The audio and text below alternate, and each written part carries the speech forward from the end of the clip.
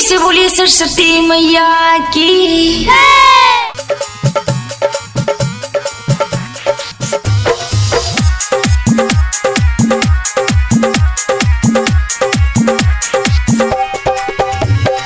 Music director DJ Nitish राज मंगुरा नवादा।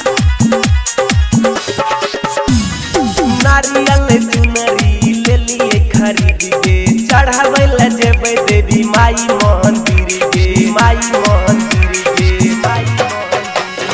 नारियल चुनरी ले लिए खरीद के चढ़ावे ला जेबे देवी माई मंदिर के।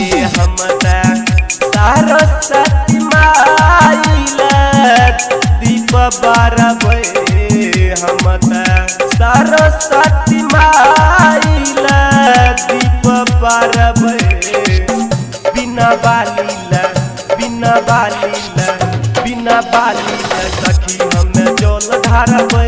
बिना बाली सखी हमें जल ढारबे। बिना बाली सखी हमें जल ढारबे। जल ढारबे जल ढारबे बिना बाली बिना बाली।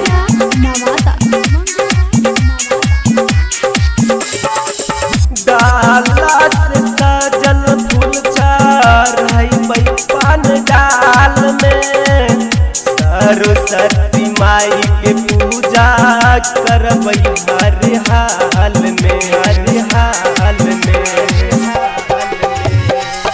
डाला से सजल फूल चढ़ाई पान डाल में। सरस्वती माई के पूजा करबै हर हाल में हर हाल। हम माई के दुआर साले साली अइबै। हम माई के दुआर साले साली अइबै। बिना बाली बिना बाली सखी हमें जल ढारबे। बिना बाली सखी हमें जल ढारबे। बिना बाली सखी हमें जल ढारबे।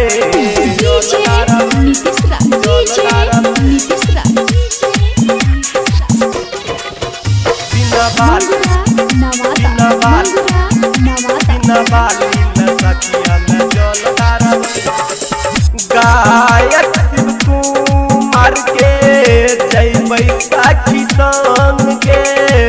सरस्वती माई के दर्शन करबै आप हम गे हम गे। गायक शिव कुमार के जैबै सखी संग के। सरस्वती माई के दर्शन करबै आप हम गे।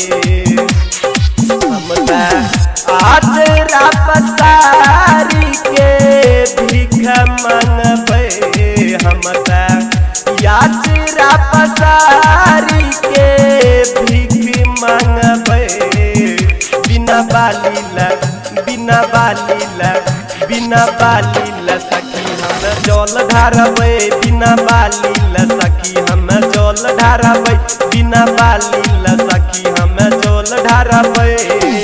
Kumar singing studio Supaul.